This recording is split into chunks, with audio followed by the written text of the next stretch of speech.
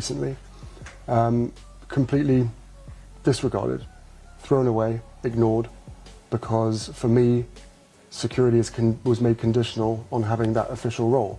That role that everybody knows, that myself and my wife wished to carry on, but was stopped from being able to do that. It's starting to feel like Prince Harry is carrying a lot more than he's letting on. He's been opening up about the distance between him and his family, and you can sense the emotion behind his words. Many are wondering if he's beginning to feel some regret about how things have unfolded. Why is the royal rift hitting him so hard now? Does he miss his old life or just the people in it? And is there still hope for things to be made right? In this video, we'll dive into all the details, so make sure you subscribe and don't miss a thing. In a recent interview, Prince Harry acknowledged that he regrets the role he played in the breakdown of his relationship with the royal family. According to royal author Duncan Larcombe, Harry reflected on the events that led to the ongoing distance between him and his relatives, and admitted that he wishes he had handled certain things differently. During the interview, Harry didn't shift blame onto anyone else. Instead, he acknowledged that his own actions were part of the reason the situation escalated. This has actually come from a royal author, so not actually from Prince Harry's own lips, or else that would be headline news, and we'd see clips regurgitating all over the time on social media. But this is someone who claims to have inside knowledge and is saying, on some level he's regretting his role in the rift. And I actually don't think so. I mean, he has said, even in his last BBC interview, that he knows that they're members of his own family that will never forgive him for what he's done, but he doesn't regret it. Not only that, but he also indicated that looking back now, there are things he would approach in another way, if given the chance. The context of the interview also matters. It came at a time when key royal events, such as Trooping the Colour and Father's Day, were taking place.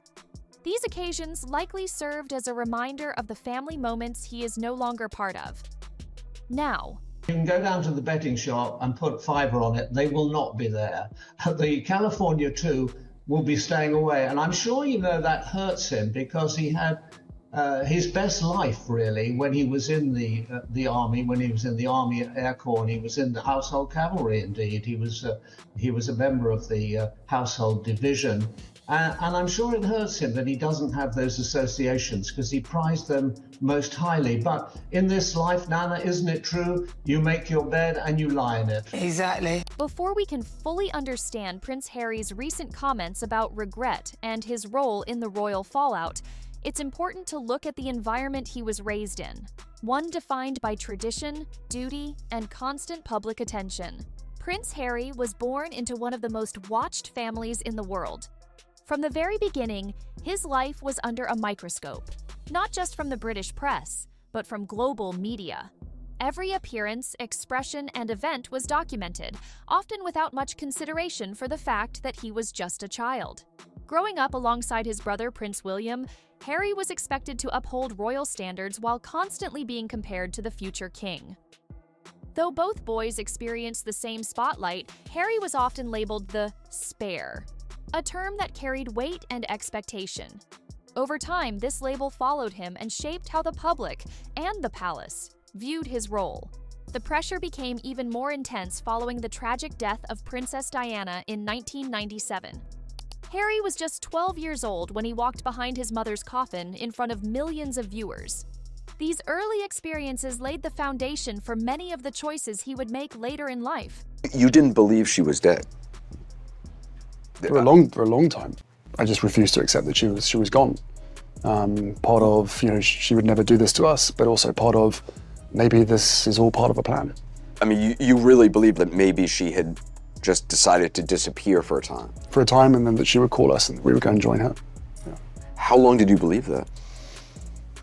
Years, many, many years. And William and I talked about it as well.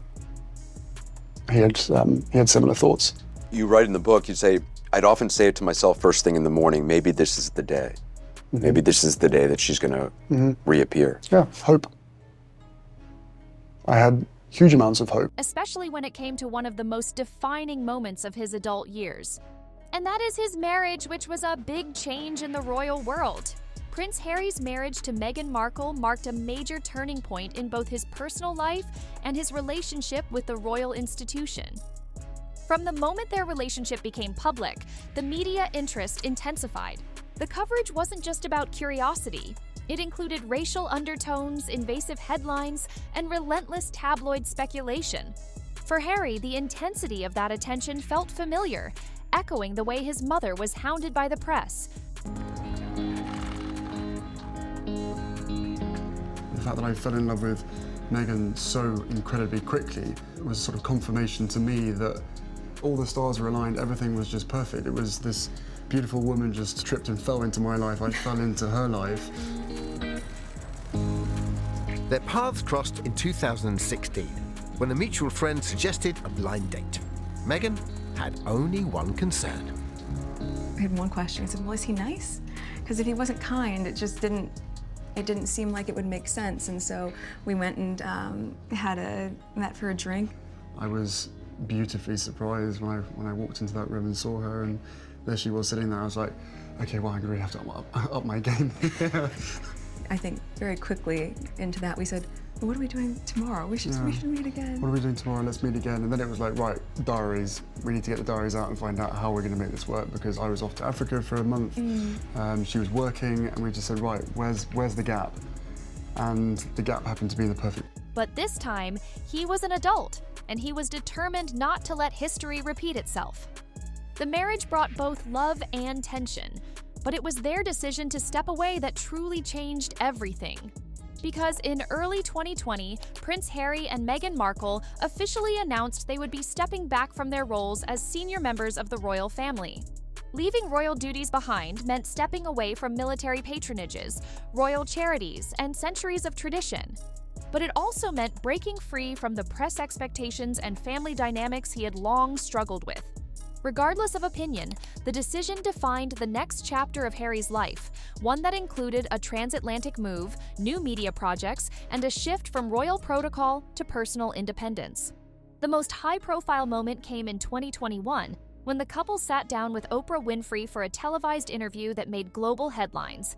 In that conversation, they discussed mental health struggles, lack of support from within the institution, and troubling comments made about their son's skin tone.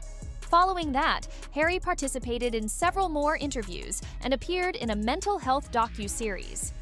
Each public statement added to the growing divide between him and the royal family, especially as personal matters were discussed on a global stage.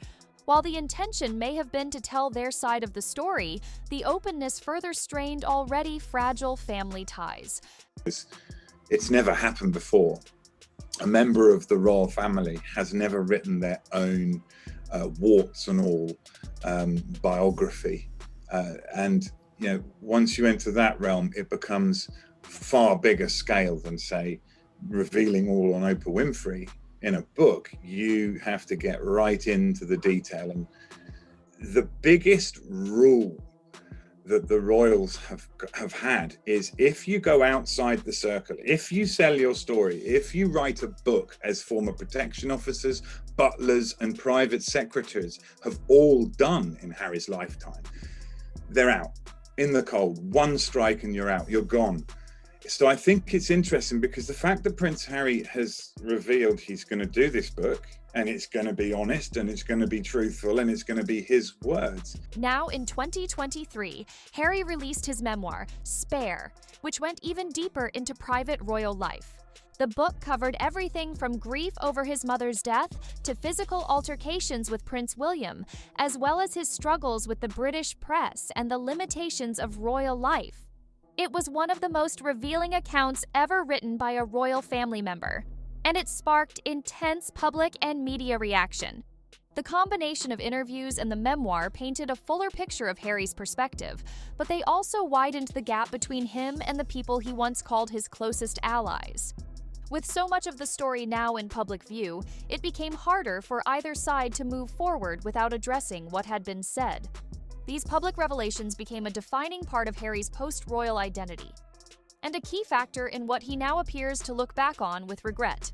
Currently, the relationship between Harry and the royal family remains distant. He has had only brief contact with his father, King Charles III, and little to no direct engagement with Prince William. Royal events have come and gone, often without Harry in attendance or with only short formal visits when he does appear. Despite public interest in reconciliation, there has been no clear sign of progress. The emotional toll of the rift continues, especially as key milestones, such as birthdays, public celebrations, and anniversaries, pass without reunion. While Harry's recent remarks may not change the situation overnight, they offer a small but significant moment of reflection that could open the door, however slightly, to future dialogue. Whether that happens or not remains to be seen. But for now, the distance remains, marked not just by geography, but by years of unresolved tension. If you enjoyed the video, make sure to hit the subscribe button and let us know what you think in the comments.